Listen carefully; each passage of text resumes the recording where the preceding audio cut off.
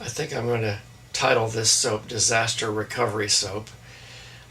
It's the second batch that I've tried in a couple of days. The first batch, I was trying to do my hurricane swirl using natural clays and indigo. I was using a new fragrance oil, which is said not to accelerate or separate or rice or anything else. But when I mixed it up, it separated horribly. So what I ended up with was a slab of rather hard sludgy soap with a layer of oil all over the top. So I ended up rebatching that, and that'll make decent soap to use. But the problem when you have a highly swirled pattern soap and then you rebatch it is that all of those colors get mixed and it looks kind of like a mud. In this case it's medium brown. So I tried it again using the same pattern, went back to an old favorite fragrance oil. This time I'm using Indian Sandalwood by Nature's Garden, which I've used many times in the past, and it's a very well behaved oil and I like it. Also, I thought the first time it might not have been the fragrance oil's fault. I may have had the soap too wet because I did use quite a lot of water hydrating the clays. So the second time I used a little less water. I used the full amount of water that soapcalc.com recommended, but used part of that to hydrate the clays before I mixed up the lye, so there was no extra overall water in the batch. I've done that before too. It should have worked well, but this time the soap thickens up really fast midstream. So what you're going to see here is as the video starts out with me mixing the soap, I'm still thinking that I'm going to very successfully make this column pour and ultimately end up with my hurricane swirl. Midway through you'll see things are thickening up fast and I had to change directions quickly. Thought about not posting this, and then I thought, well, it might be encouraging to somebody who's having a disaster with their soap, and you can recover midstream if you're willing to change patterns in a hurry. So that's what you're going to see happening here. This is the combination of colors I plan to use, mostly made up of clays, although for blue I am using some indigo powder to give a nice deeper blue color there. I'm also using Nature's Garden Indian Sandalwood fragrance oil. That's one that I know does not accelerate or separate a soap batter. It does slightly discolor to kind of a tan color, but with these clays I don't think that's going to be a problem. So this is my recipe. I'm using castor oil, coconut oil, olive oil, and RSPO palm oil, so it will be a vegan recipe. And it's a fairly wet recipe. I've got 678 grams of water up there. I made a soap like this a few days ago that really did not turn out well. It separated very, very badly. I was using a different fragrance oil and that may have had something to do with it, but I think I may also have had it too wet. What I tend to do is to use this recipe, which has the full water in the lye, and then in addition I hydrate my colorants with quite a bit more water. So I end up with a really, really wet soap. This time I'm going to use this 678 grams of water as the total amount of water present. So I will take away from that enough to hydrate the clays before I put the lye in it. And hopefully that, along with switching back to the sandalwood fragrance, will keep this batch from separating. That recipe should give these qualities to the soap. Officially a hardness of 40, but I do plan to add some sodium lactate and that may harden it a little more. I've never seen any reference to how much hardening numerical wise you get with sodium lactate. If somebody knows that, I would appreciate it if you could tell me. But otherwise you can see this is somewhat cleansing, but not overly. It's nicely conditioning. Should make a nice soap. This then is the full recipe page taken from soapcalc.com. There are a lot of good lye calculators out there online. I happen to use soapcalc.com mostly. I like it. I find it logical. I like the way it produces this full recipe. So it's the one that I most often use.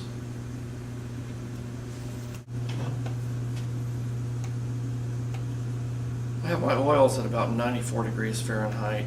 My lye is at 117 Fahrenheit, so that's good. This is a fairly slow moving recipe.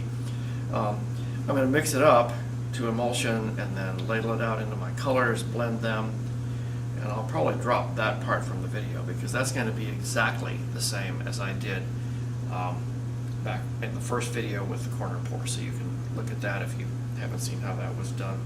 Don't want to bore you with it.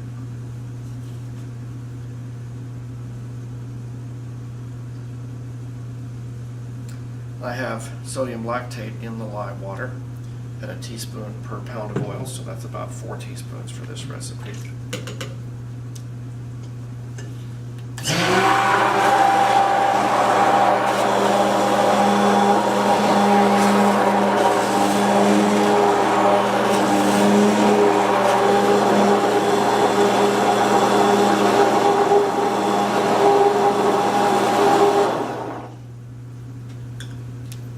That's a good emulsion, but not yet tracing at all.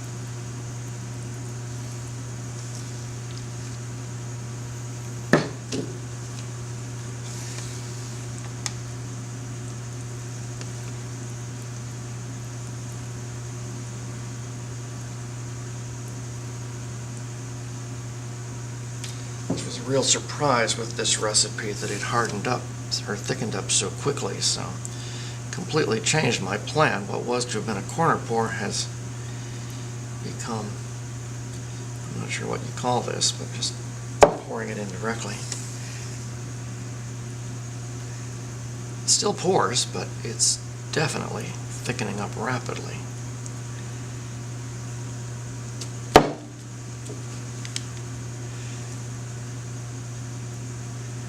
So I'm doing it in red, green, orange, yellow, blue. Actually, red, green, orange, yellow, orange, no, red, green, orange, blue, yellow, purple, that's it. To try to keep them contrasty.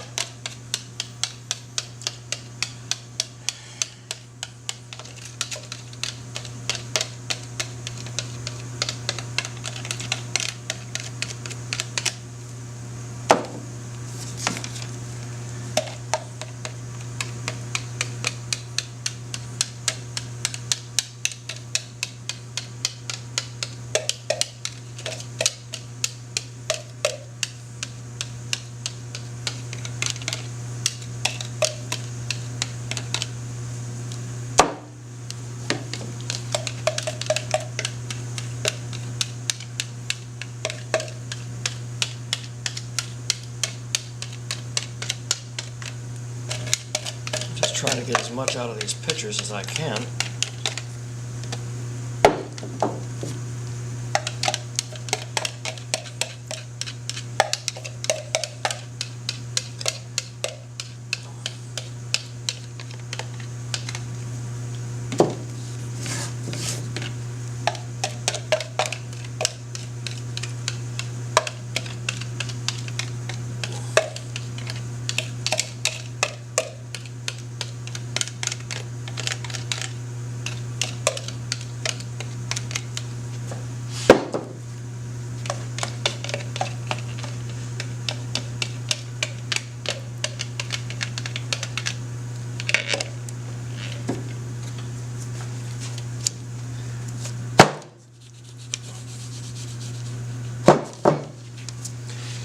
Okay, I'm going to try just kind of doing a drop swirl type swirl on this.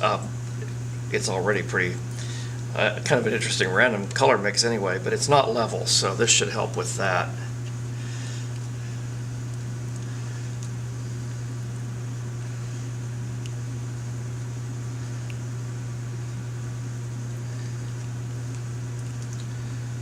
Probably end up with some surface texture anyway. I know some people really like surface texture in their soaps. I tend to like a smooth surface, which I don't think this is going to give.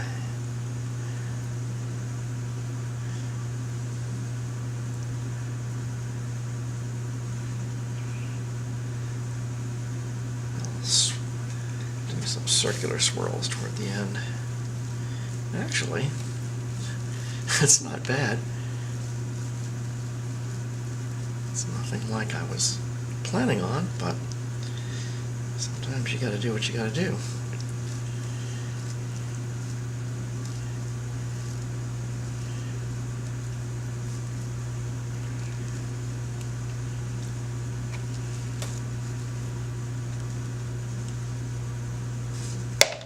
It's kind of a cool looking soap, actually. Here is the soap looking straight down on it right after it was poured and swirled.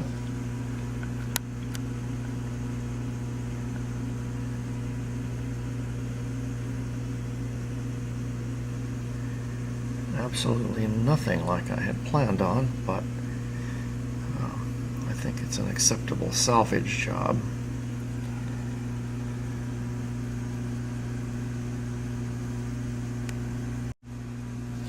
And here it is with the bar dividers in.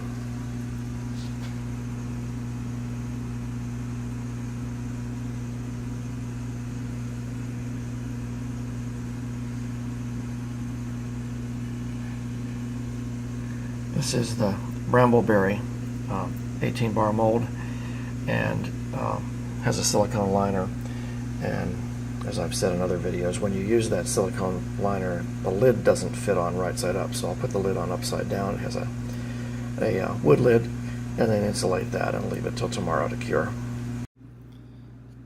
Here are some of the finished bars. This is the top side after it's had the rough surface shaved off. I think they turned out pretty well, actually. Nothing like I had planned, but well, those are pretty soaps.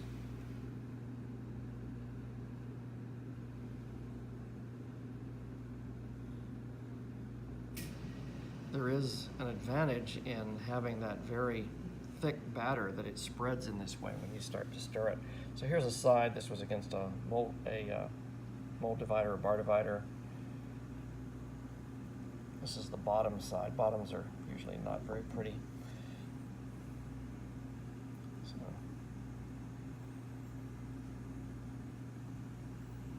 it's kind of a nice side. A little hole in it.